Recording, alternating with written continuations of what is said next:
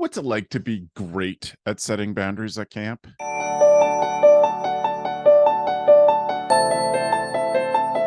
Hello, Camp Mavericks, and welcome to the CampHacker podcast, brought to you by Ultra Camp and Camptivities and the brand new camp recruiting and retention playbook from Joanna Warren Smith and me.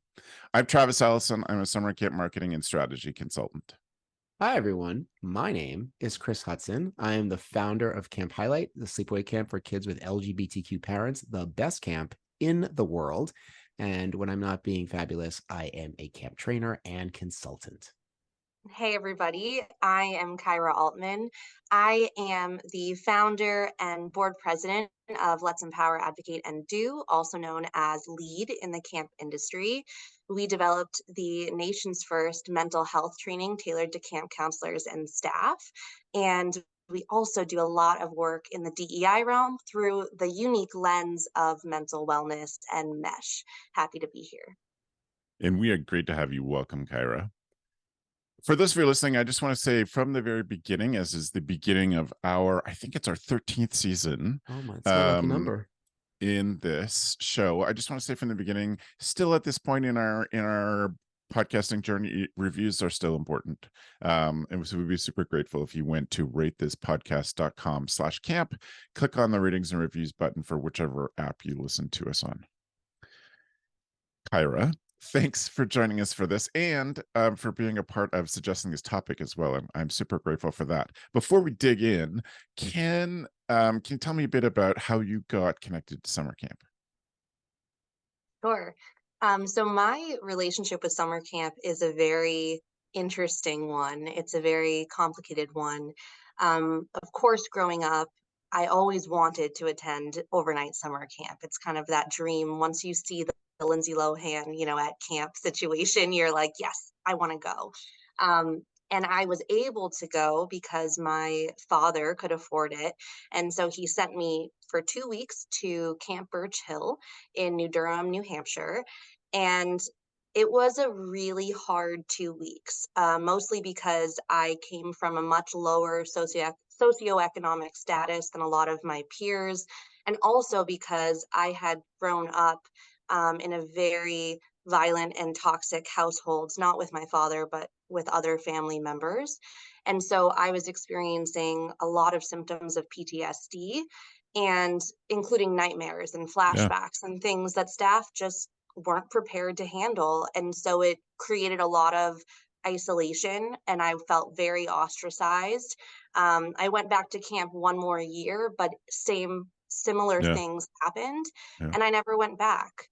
So there was a lot of sadness in so much of what I wanted to enjoy felt out of reach because of some of the mental health challenges I was dealing with.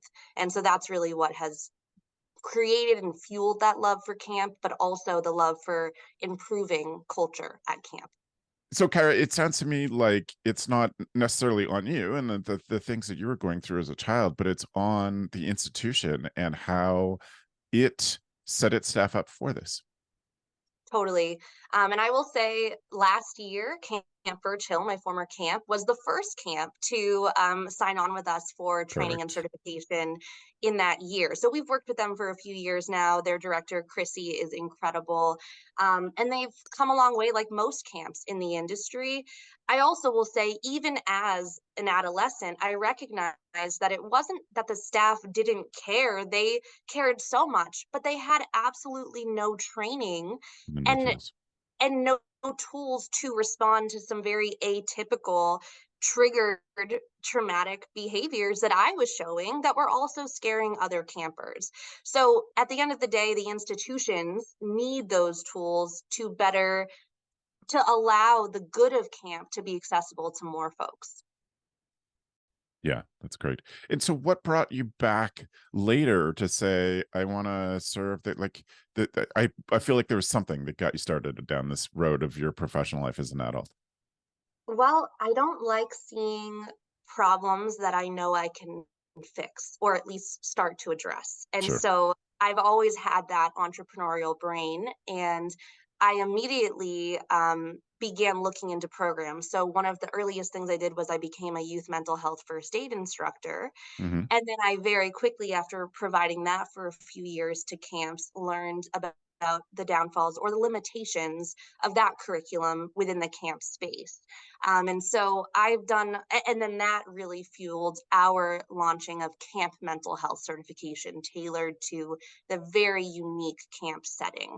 So there's been a lot of learning, a lot of ups and downs throughout that journey, but it has really allowed me to understand that camp needs something special, needs a tailored Yeah. approach. Yep. And we have the tools and experience to provide that. Right on. Well, I really appreciate you sharing your camp story, Kyrah. Thank you. Today, we are going to talk about stuff that parallels exactly this experience. We're going to talk about, well, parallels in lots of ways, but it's a great jumping off point from Kyrah's story. We're talking today about setting boundaries. And I certainly think of that as protecting myself, but I think we're going to spend some time exploring how that protects the institution as well by protecting the leadership. Chris, is there something that you can start us off with, some ways of thinking about this? I want to start by saying I love boundaries. I love them. Like, I'm in love with them. And it's the thing that we overlook so much. Listen, first of all, I want to start by saying, and no one listening to this is going to disagree, but camp, this industry, this is a professional industry. It's not a hobby. It's not a club. It's not a gang, right? We work, we move forward as an industry. And I think because it's not a 9 to 5 sort of situation, because it's not a 9 to 5 situation, I think sometimes we, and not just the camp industry, a lot of industries like, oh, when you're here, you're a family, which honestly, given, if I can borrow Kyrah, like your story, being like a family is not necessarily a great thing. Okay. It's not necessarily something you want to hold up and could be triggering to a lot of people. The point being that if this is a professional concern, we have to have boundaries to protect ourselves. And like you suggested, Travis, protect the work that we're doing, protect the institutions that we're working in. And I know it can be hard because from when we're very young, we're not really taught a lot about setting boundaries with people, especially authority figures. But I think, well, my experience working with camp, my experience as a counselor, setting boundaries with the people who were supervising me was really important. As a young person, we had adults who were line leaders or camp directors who wanted to interact with me in a way that was not professional by dint of my age or maybe lack of experience. And at that time, I didn't have the tools.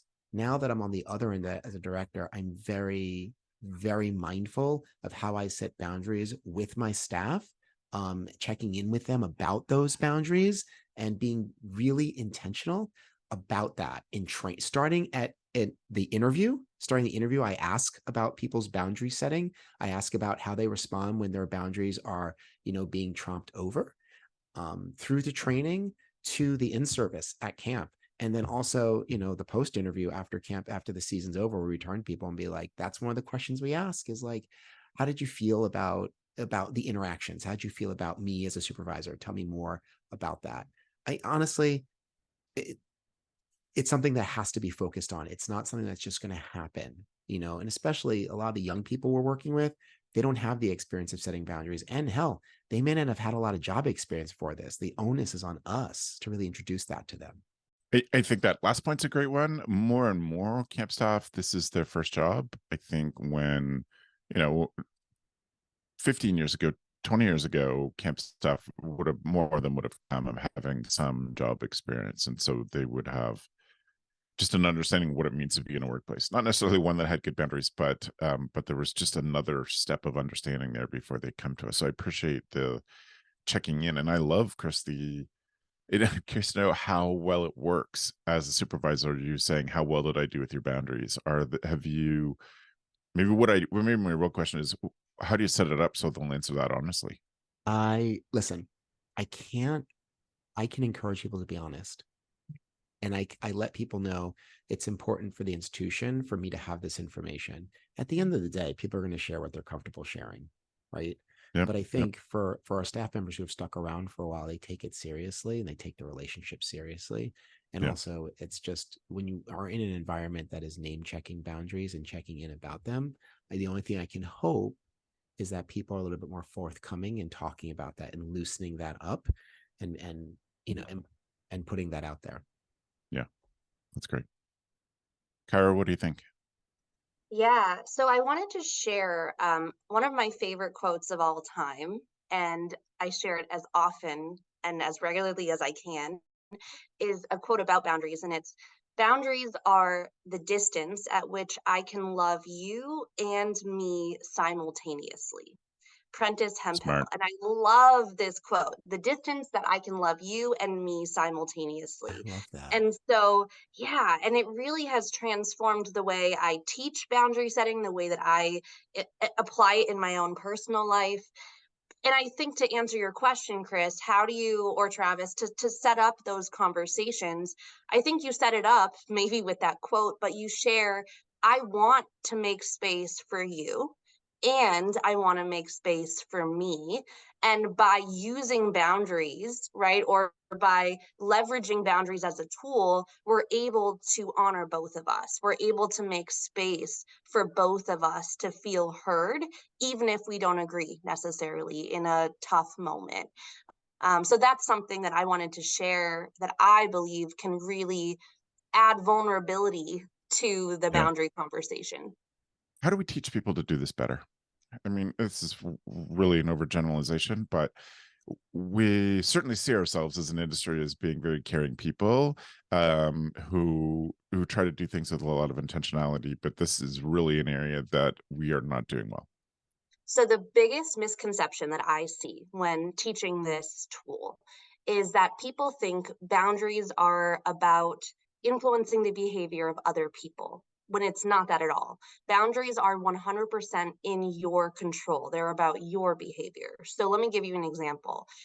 Let's say you have a staff member that's speaking pretty disrespectfully to you in team meetings in front of other people, really kind of pulling away from the camaraderie that you're trying to build at camp.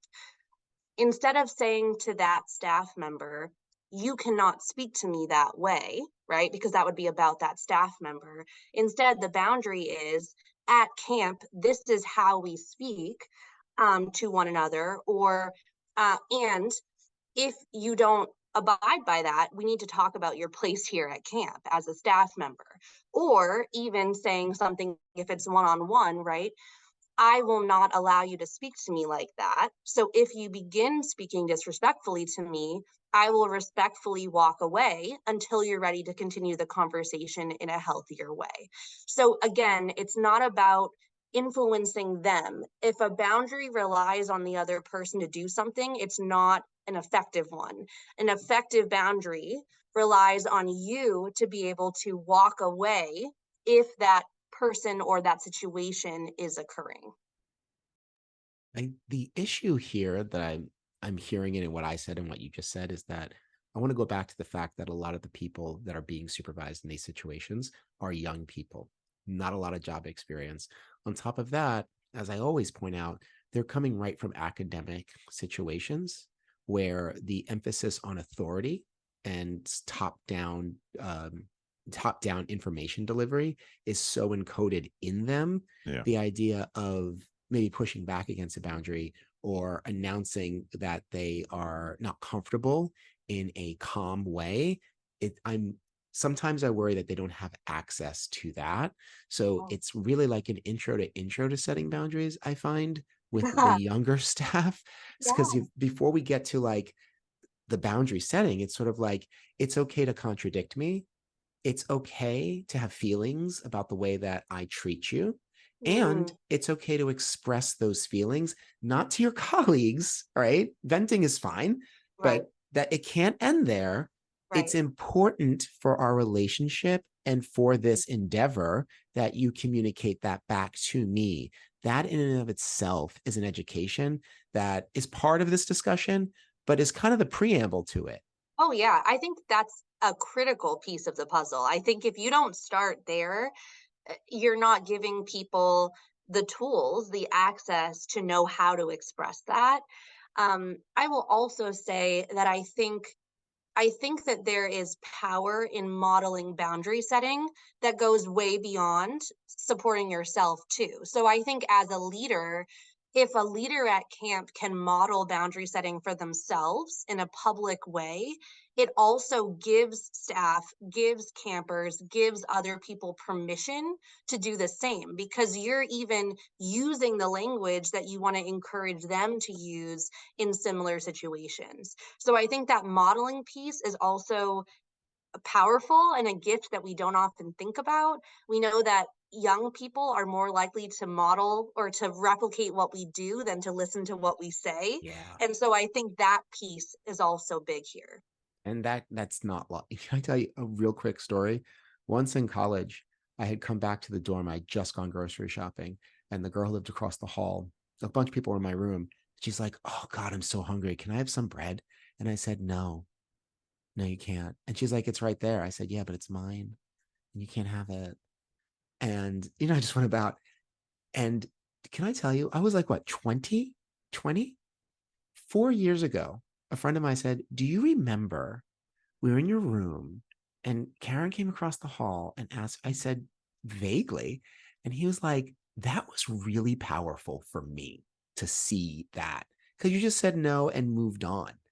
So that's just to your point, Kai, about how modeling is real. I mean, think of that lesson persisted for 25 years for this person or more, Yeah. yeah. And let me tell you, sometimes the people that set the strongest boundaries with me annoy me beyond belief, but I respect them so much more, right? So Yeah. I don't want to sugarcoat this, right? Sometimes when you get, when boundaries are set against you, it feels like, oh, like, why can't I have that bread? It's right there in front of me.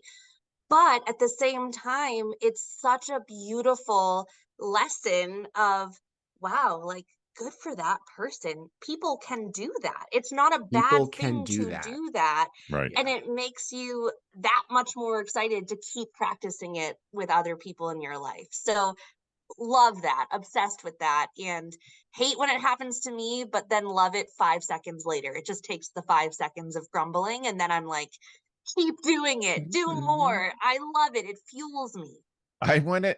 There's something that came up in some of the stuff that both of you have said that I want to spend a bit of time with, and maybe this is something we co-host with the Camp Code podcast because it suits their bailiwick so well. It involves just a very basic thing of teaching people to have conversations with each other respectfully and getting hard stuff across. And me saying that I'm uncomfortable with what just happened privately, privately, not to shame that person in public. When what people are experiencing so much these days is purposeful shame, public shaming of others, and so they just automatic, like, just so much shame. But having a conversation. I know for the past 30 years, we have said, if you have a problem with that person, please go talk to them. Or we will help facilitate that, but please go talk to them. And for 30 years, I have watched young and old adults just avoid, like, give themselves incredible pain to avoid having that uncomfortable conversation. And so I think we have to break it down. We have to show them those conversations because it's going to help them for the rest of their lives. And that's what we are at about Camp People, is teaching these young adults how to do well in the world. But I think we have to go so much handholding to get that started, to set up a place where they can just deal with uncomfortable situations with one another, because that allows us to be comfortable to set boundaries and deal with the fallout of that. So Travis, then you're suggesting where the real education just comes with having people be comfortable with discomfort. Yeah, of course. Yeah. This is really funny that you should bring this up, because in looking at training for my camp next year, the one thing we're trying to set up is how to introduce that to young people who, like I said, are fresh off of a 12 or 16-year experience Yeah. where they're told quite the opposite. Right. So where do we even begin with saying, no, discomfort's good. And it's okay if it's okay if you experience discomfort with me as your authority figure. I want you to tell me. for a lot of our line staff, this is the first time they've heard such a thing. Yeah. Depending on who their parents are, sure, but it's probably the first time a lot of people have heard such a thing. How do we get them to that point? Sure, I hope that all staff stay for 4, 5, 6, 7 years, but is there like a crash course thing? Is there a way to get young people comfortable with discomfort? Yeah. And there's a thing. Oh, go ahead. Go ahead. There's a thing that Dr. G says that I'm sure is not hers, but I've heard her say it so many times, I always associate it with her, is that we have to have people understand that being uncomfortable is very different from being unsafe. And we cannot get through life without being uncomfortable, but that doesn't mean you're not safe. And sure, that's partly, that's 50-50 between the person you're having the conversation with, and there's a risk of it being unsafe, but it doesn't have to, it's not the first thing. Yeah. Well, I also wanted to add what's really interesting responding to both of you is that this last season of summer camp training, Lead's most popular DEI training was around having difficult conversations versus the year before, it was focused, our most popular by far was focused on intervening if a microaggression is heard or seen. And so it was also very interesting to see that significant shift in topic desire just from one year to the next. I saw the same thing, Kyrah. That's astounding. Right. And I think a lot of it, I think, stems from the political divide in our country, to be completely honest, because in these conversations with camp leaders and staff before we would bring in the training, they would say, everyone's just getting in fights. Everyone's just arguing and disagreeing. And a lot of the time it's about political things. And so figuring out that piece is important. Now, I would love to say I have all the answers as far as how to teach that, because I definitely don't, and have learned a lot, even in just the last year of experimenting with different camp groups. What I will say, though, is to tie us back to the boundary conversation. When you teach young people the yes and tool, you're able to let them see that their feelings, their opinions may be valid, and so might someone else's. And just like that quote, right? I can make space and love you and make space and love me at the same time. So I think part of this solution is figuring out, how do we accept that two things can exist at once, and then respect it, not walk away thinking, if you don't agree with me, then something's wrong or I wasn't heard. Because that's not being heard, that's being agreed with. We're touching on boundaries, but I think we all agree there's a lot more to be done before boundaries. But assuming that your camp has put the effort into that, or is being conscientious of that and intentional, what does a good boundary look like? Let me start there. Honestly, that's a great question. It's also broad, but I'm going to just jump in here. I think a good boundary, I think about just how I interact with the staff. It's letting them know. I talked about pre-work before you get there. Sometimes when I'm giving direction, or I'm like being very specific, I'm doing bullet points with the staff, like, remember to do this, this, this, this, this. Every now and then, Brandon, I'll check in and be like, I just want to check in. That interaction, like me interacting with you, tell me, how do you feel about it? It's a question that most people don't get. And for the most part, the first couple of times, they're like, eyes go wide. Fine. It was fine. And I'm like, okay. And then I'll say, I just want to check in, because, like, look, we all get lost sometimes. And my baggage is that sometimes I can be a little demanding, and it's something I'm thinking about. So if at any point I come off that way, it would be super helpful to me if you just say, hey, Chris, you mentioned that sometimes you're a little demand. That's how I'm experiencing you. It's sort of like inviting them in, like, hey, I need your help to help me. So really what we're talking about is I'm educating them about boundaries without using the words or necessarily setting up a barrier, which is what people think boundaries are. People think barriers are like walls to keep people out. Yeah. And so instead of being like, oh, let's talk about boundaries and how we can, keep things separate. No, it's just more about, I would love your help in the way that I interact, not just with you, but with other people. And again, it gives them the freedom to also check in with people. And in our training, we say that too, like, check in with your co at the end of the day, be like, how do you think I did today? Not necessarily with the kids, but in this unit. What can we improve upon? Kyrah, I know you have a point, and I come to you, but I'm worried I'm going to lose this thought. So sorry. My ADHD brain. This stuff stacks on stacks on stacks. Yeah. So many different things. But part of it is what I heard you say, Chris, is you're able to hear people say to you, you come across as this, Yeah. and you're able to, whatever that makes you feel in the moment, you're able to just sit with that and say it. But you are saying to somebody, I know, in my entire camp career, I have had to say to staff, I understand that I can be intimidating. And um and when you get to know me, that you don't feel that same way, but I understand that's the first thing. So let us work together. I will take on the most of that work so that you get to know me.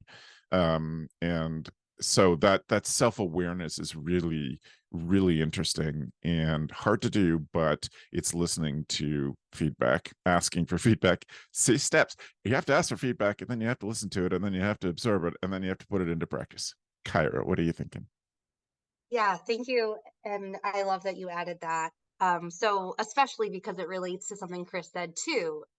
I think something that stood out to me from what both of you shared was Chris in his example was saying this, I'm curious how you're experiencing me. And Travis, you said, I can be this way, like in your examples. In both of those examples, you're giving yourselves space to be more than one thing, right? You're giving yourself space to be imperfect, complex humans who might have moments of being intimidating, and then also moments of total silliness where everyone feels like you're super approachable. But what you're doing is you're humanizing yourself, and you're also challenging, maybe without even knowing it, you're challenging this boxing in of people, this shame culture, this divide that we are seeing out everywhere else, right? On social media, in society. We like to say this person said this thing, so they're bad forever, period, that's it, or whatever that might be. And so you're challenging that idea that a person is one way and that's it. And you're also both modeling vulnerability. So, to answer your question, Travis, what does a good boundary include? What does it sound like? It sounds vulnerable. So, yes, we often think about boundaries like a wall, but it's actually more a door in a wall, right? So, it's saying there's space in between us, but here is how you can access me. It's that vulnerability that gives you that door that allows you in. And it's so frustrating as the boundary setter because you don't want to be vulnerable, right? In this moment, you might even be feeling a little on edge or defensive, but vulnerability is the number one thing that's going to produce more vulnerability. And so that's, I Smart, think, yeah. the key ingredient here. That was very well said. That was super well said. You know, Let me just, I love that. The Well door done. in the We can't wall. do it for you, but please do pat yourself on the back. Yeah, the door on the wall is so good. And I think the more vulnerability is what I would call for. I think it's more vulnerability, especially from camp leaders who really do want to come across as sort of like, the buck stops here and I have everything under control. Great. And your staff needs to know that you have things under control. Okay, that's an important part of leadership, of course. But I think letting people know, as you said, Kyrah, like, hey, I'm not perfect all the time and I'm still arriving. I'm 30 years into my camp career and I'm still arriving. I'm still learning things. The kids are teaching me things. This incoming generation of camp counselors are teaching me things. And I can acknowledge that without necessarily sacrificing my place at the top, or, it's not an admission that my experience adds up to nothing because I'm still questing. None of that. I think the vulnerability piece is really key. And like you said, inviting other people to be vulnerable and to stick up for themselves. The only thing I wanted to add is that sometimes I'll have staff come up to me and they're like, I need to tell you this thing that just happened. And I'll be like, I would love to hear it, but I don't have the capacity right now. I was like, I need a minute. Is there someone else you can talk to about that? And sometimes, to be honest, sometimes it's just because I don't want to hear it, because I know I'm gonna have to do something. and I'd rather the assistant director do something, right? But also it's really good modeling because they're like, oh, of course. And sometimes I hear them use that language when I hear them use that language with each other, which sometimes, when it's crisis mode, it's less appropriate. But Yep. Yep. from moment to moment, I really enjoy hearing them speak to each other that way, especially in front of the kids, if we're going to talk about trickle down modeling. Yeah, 100%. And that's a great example of when you say it, you give others permission to do the same. So just to kind of some final thoughts on my end, how we do the work matters, right? How we do the work teaches other people about their value and about their abilities to set boundaries. And one of my favorite questions that I ask others and that I ask myself is, how will you show up for yourself today? Because you are responsible for you, right? Nobody else, at least in my experience of life, which is definitely tainted and traumatic, nobody else will show up for you. So, how will you show up for you? And so, acknowledging that and having an answer to that makes space for you to love yourself while also loving others. So, that's my final closing out thought. In fact, it is the topic closing out thought because it's so good. We'll leave it there. Thank you, Kyrah.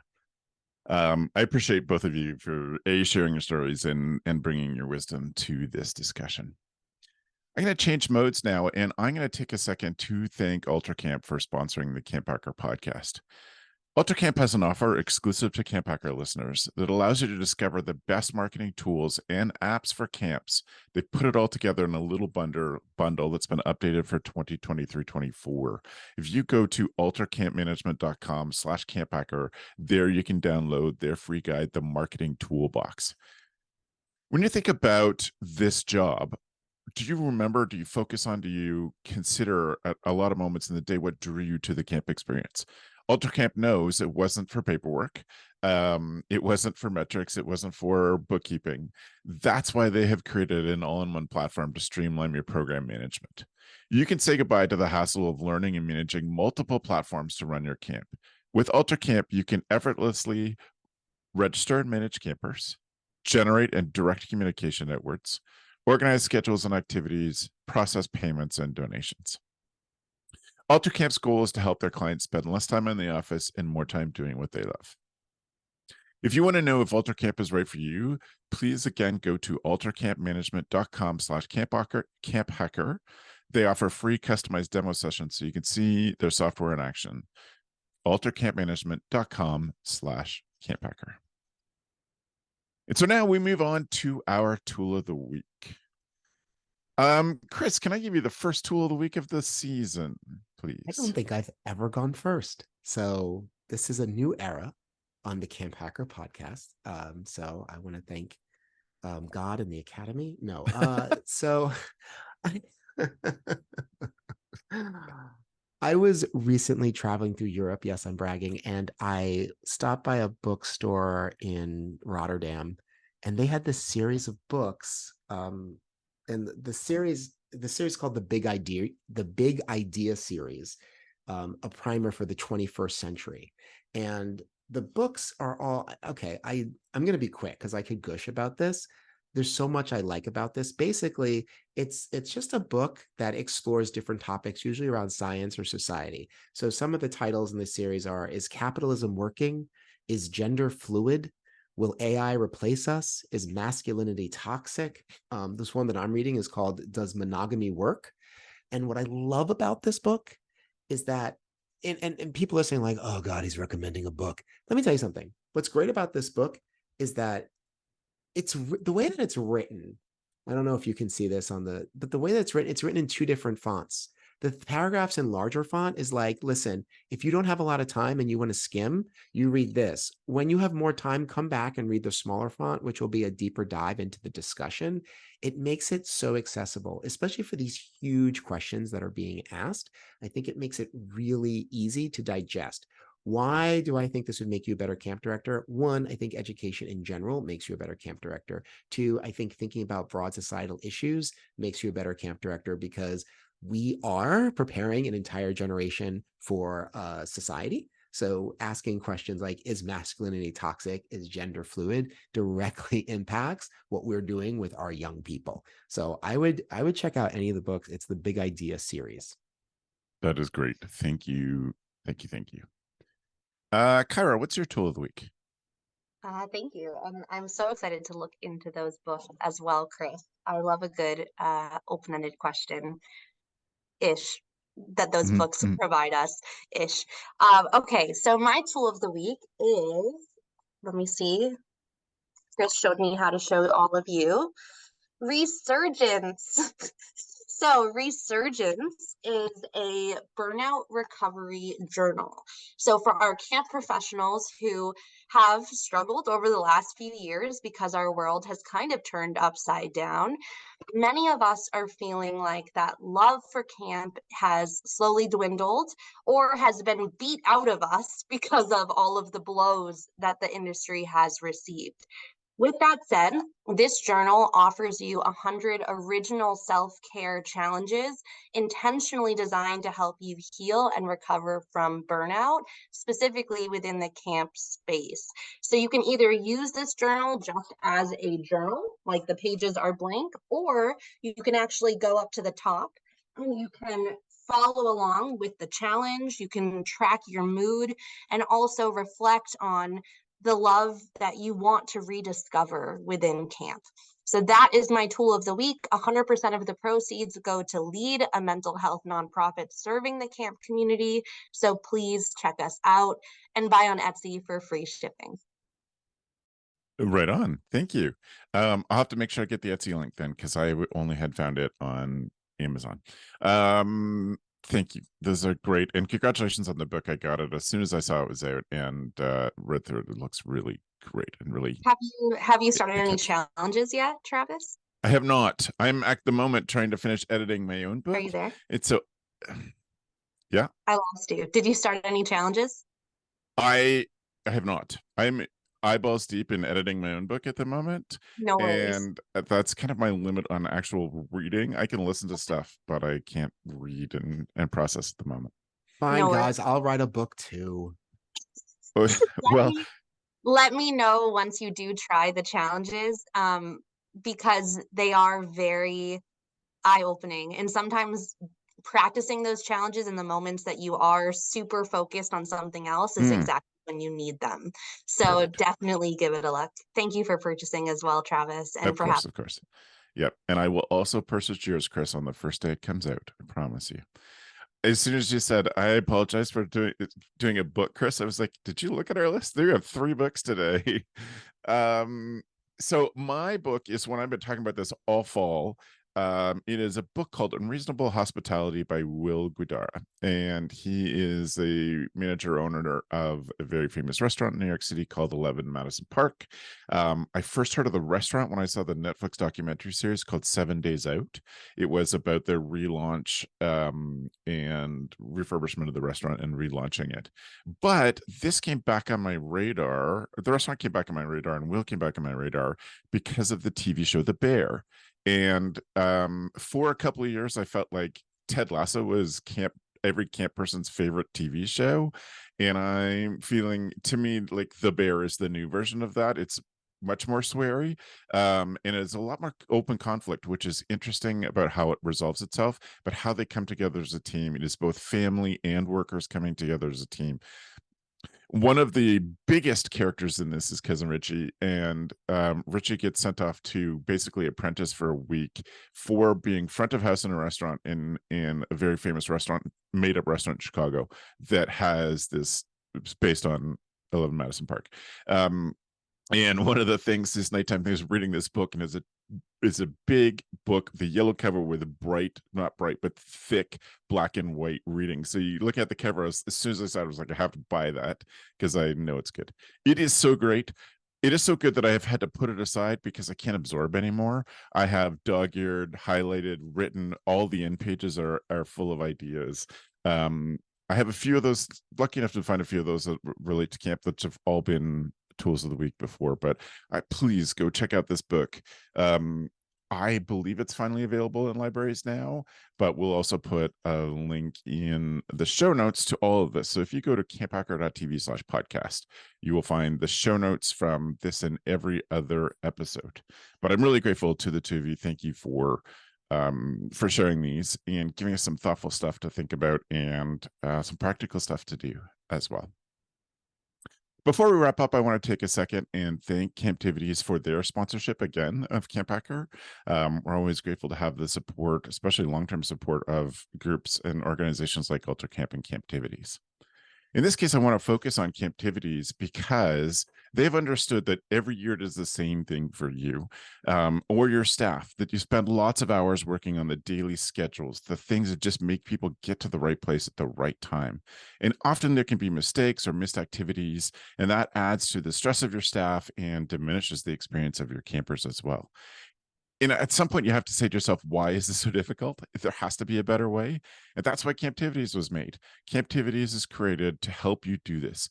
The activity scheduler for your people, your kids and staff, it's made especially for camps.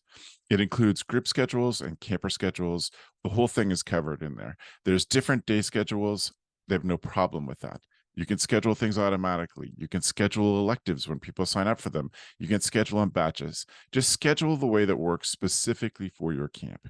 There's over 50 different reports you can run on your schedule, so be able to see the data specifically and get a feel for what is going on with your camp at all times. And it's come together much easier than it used to do. Because when I was a program director, I remember staying up till 2 or 3 in the morning on the first night of camp, trying to make sure every camper got into the activities that they wanted. And yeah. So camp activities would have saved me, no doubt. When a parent calls and says, my camper didn't get into an activity week 1, this way you can pull up the group activity tracker and see exactly when the activity was scheduled, when they'll get to it, to fill all those spaces in. So if you want to modernize the way you do activity scheduling, make it easier to collaborate with your team, get rid of the mistakes, and make sure your campers are getting to all of their activities, check out Camptivities. They'd love to show you the next big thing in camp. Don't wait until the new year. Start the onboarding process now and save 15% on the first year of joining Camptivities. Visit camptivities.com and set up the time with them to get a free checkout and have them walk through things with you. And let them help you get away from your desk and get back out to camp. In wrapping things up, first of all, Kyrah, thank you for all of this. Chris, I appreciate your wisdom as always. Some of you, this was the first thing of the season, so it's hard to pick up on some patterns. But Joe and Gab are going to be in and out this year. It's going to be Chris and I consistently with guests. So thank you very much to Joe and Gab, who have been podcasting now with me for 14 years. I will miss having them on as much as I love. Chris is the addition to the team, and I look forward to having conversations with both of them on the regular. That is an opportunity, though, for you. If you're interested in being a podcast host, reach out to me, Travis, at gocamp.pro. I'll send you the sign-up form. Kyrah, thank you for being the first guest of this season. We're grateful to have you. It is my pleasure. Thanks for having me. If people want to follow up with you on some of the stuff you said or learn more about LEAD, how can they get in touch, please? So your best bet of getting in touch with me directly is emailing me at Kyrah, Kyrah, at leadnow.org. You can also visit our website, leadnow.org. We have tons of free resources for camp professionals, pre-recorded webinars, toolkits, policies, guides, everything that you can imagine. So always take advantage of the free tools that are out there and ready for your usage. That is great. Thank you so much, Kyrah. I'm grateful to have you, and I appreciate everything you brought to this conversation. For those of you who are listening or watching on YouTube, again, reviews are great. If you're watching on YouTube, thumbs up and some comments or questions. We will make a point of answering those there in the comments. I can send questions or comments to Chris and Kyrah if they're directed at them. I want to take a second. Please go to YouTube and search for Go Camp Pro, where you can find all of our podcasts and lots of other things that we do too there. We would appreciate your subscription to that, especially if you're watching this there for the first time. I want to take 1 second before we go and highlight one of the other shows on the Go Camp Pro network. And today I want to focus on Camp Code. I've been hearing throughout our house the planning is going into this season of Camp Code, and they're going to do some amazing things. So if you have something that you want to consider how to help train your staff to do that, how to give that level of intention to your staff, Camp Code's whole job is staff training. And so we encourage you to search in your podcast app for Camp Code. Thank you both for today, and thanks for the evening, friends.